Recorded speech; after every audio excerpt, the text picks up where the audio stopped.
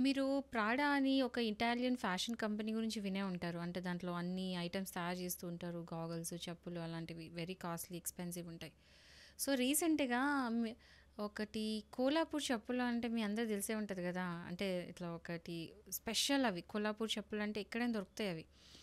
అవి వాళ్ళు అవే చెప్పులు తీసుకెళ్ళి దాని బ్రాండ్ నేమ్ ఏసేసి ఎన్నో డాలర్స్‌కి అమ్ముతున్నారు.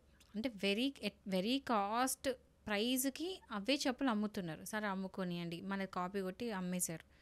కానీ అది మన చెప్పులు కదా! అంటే మన ఇండియాకి సంబంధించిన ఒక అంటే సెపరేట్‌గా కోల్హాపూర్‌కి సంబంధించిన ఒక రికగ్నిషన్. అంటే చెప్పులు అక్కడనే తయారు చేయబడతాయి. అక్కడ ఆర్టిజన్స్ ఎవరైతే ఉంటారో అది వాళ్ళ క్రెడిట్. అంటే వాళ్ళకివ్వాలి ఆ క్రెడిట్.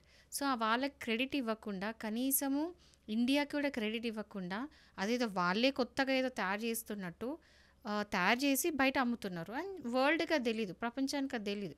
సో, రీసెంట్‌గా బాంబే కోర్ట్‌లో ఒక అడ్వకేట్ ఒక పిల్ వేశారనమాట. ఎందుకు అనంటే, ఈ చెప్పులు ఏవైతే ఉన్నాయో అవి మన ఇండియాకి గానీ, లేదా కోల్హాపూర్‌లో తయారు చేసిన ఆర్టిజన్స్ కానీ ఎటువంటి క్రెడిట్ ఇవ్వకుండా వాళ్ళే ఏదో సొంతంగా క్రియేట్ చేసి ఏసినట్టు ఏమంటారు బ్రాండ్ నేమ్ పెట్టేసి దానికి ఇంత కాస్ట్ ట్యాగ్ తగిలేసి అదైతే డాలర్స్ ఎంతో డాలర్స్ ఉంటుంది అంటే వేలల్లో ఉంటుంది మినిమం 1.2 ల్యాక్స్కి అమ్ముతున్నారు.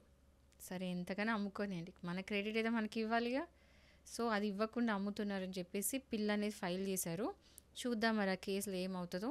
అండ్ చెప్పులకి 1.2 ల్యాక్స్ అది కూడా కోలాపూరి వేరు మనం బేగంపేటకో కోటికి వెళ్తే నాకు తెలిసి 1000 1500 2000 వస్తుంది అనుకుంటున్నాను నేనైతే. ఎంత ఉంటుందో కాస్ట్ నాకు తెలీదు. బట్ ఆ కాస్ట్కి అయితే వస్తుందని నాకు తెలుసు.